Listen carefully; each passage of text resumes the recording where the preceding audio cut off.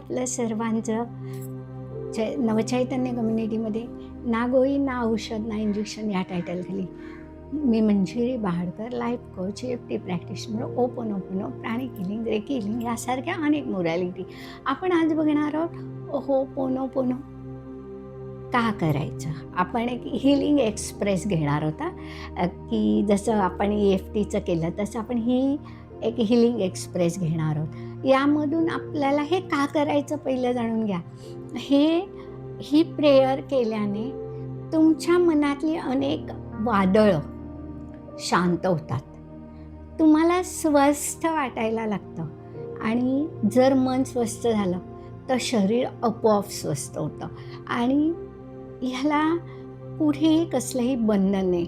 त्यामुळे तुम्ही केव्हाही कधीही म्हणू शकता. तुम्ही सतत जरी त्याचं चॅन्टिंग केलं तरी तुमच्या जीवनावर त्याचा प्रभाव मिळतो.